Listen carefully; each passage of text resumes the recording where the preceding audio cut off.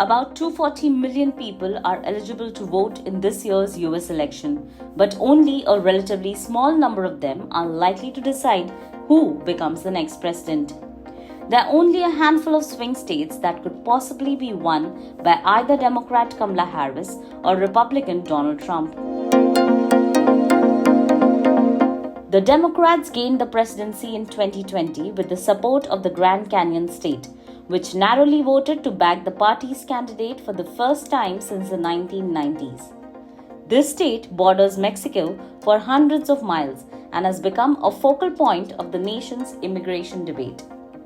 Trump has attacked Harris's record on immigration because she was given a role by President Joe Biden to try and ease the border crisis. He has also vowed to carry out the largest deportation operation in US history if he regains the presidency. Arizona has also hosted a bitter row over abortion access after state Republicans unsuccessfully tried to reinstate a 160-year-old near-total ban on terminating pregnancies. A third of Georgia's population is African American, one of the country's largest proportions of black residents, and it is believed that this demographic was instrumental in Biden flipping the state in 2020. Some disillusionment with Biden has been reported among America's black voters, but the Harris campaign hopes to animate this constituency. In Georgia's Fulton County, alleged election interference has landed Trump in one of his 4 criminal prosecutions. Trump denies any wrongdoing, and the case looks increasingly unlikely to be heard in the court before the election.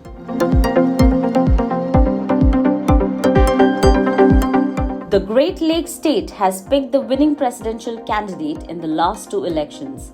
Despite backing Biden in 2020, it has become symbolic of a nationwide backlash over the president's support for Israel during that country's war in Gaza. During Michigan's Democratic primary contest in February, more than 1 lakh voters chose the uncommitted option on their ballots, part of a campaign mounted by activists who want the US government to halt its military aid to Israel. Notably, Michigan has the country's largest proportion of Arab Americans, a demographic whose support for Biden was in jeopardy, but Harris has taken a harder tone on Israel. Trump has highlighted the state's significance in his potential path to victory. Commenting on events in the Middle East, he has called on Israel to finish its campaign over Hamas in Gaza, but get it over with fast. The Silver State has voted Democrat for the last several elections, but there are signs of a possible turnaround by the Republicans.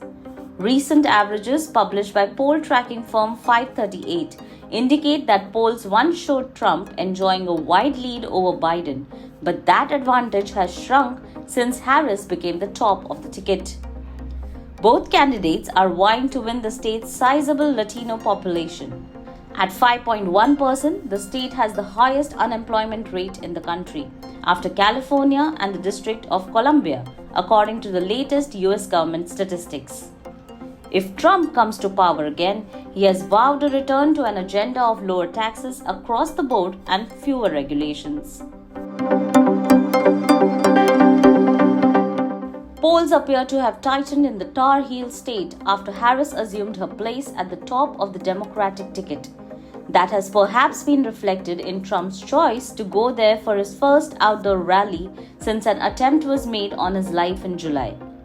For their part, the Democrats decided to give a platform to the state's governor, Roy Cooper. North Carolina borders Georgia and shares some of its top electoral concerns, as well as those in Arizona, another Sun Belt state. Trump carried North Carolina in 2020, but did so by just over 70,000 votes, which has further buoyed Democrats' hopes that this purple state, one that could vote red or blue, could be winnable in this election year. Both sides have also been campaigning doggedly in the Keystone State, which is where Donald Trump survived the first assassination attempt. The state proved pivotal in the 2020 election backing Biden. He has often spoken of his connection to the working-class city of Scranton, where he grew up. The economy is a top issue here.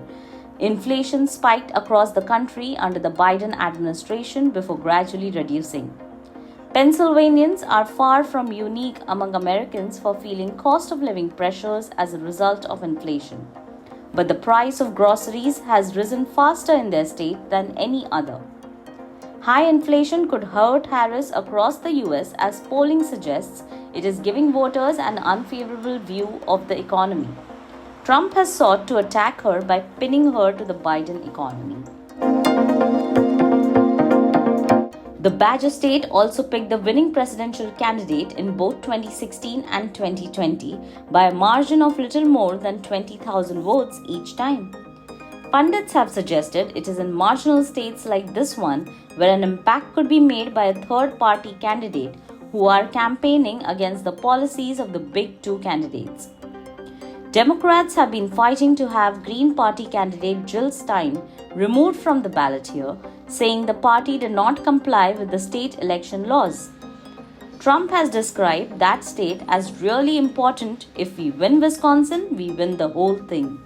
The summer Republican National Convention was held in Milwaukee.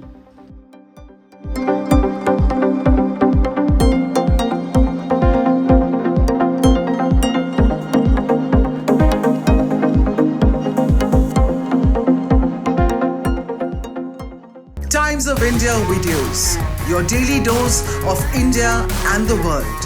Global news, different views, and sharp analysis. Pressure of expectation from your fans, your supporters. That is often served as a backdrop for several Bollywood. You're not a brute majority anymore. If you individually take out data. Making sense of global conflicts. Tracking the new emerging world order. Strike on Israeli military bases. A multi-pronged. To stay out of harm's way as Israel started bombing targets across. Understanding changing alliances in a polarized world. Tune into TOI videos for all this and more. Click on the bell icon to subscribe and never miss an update.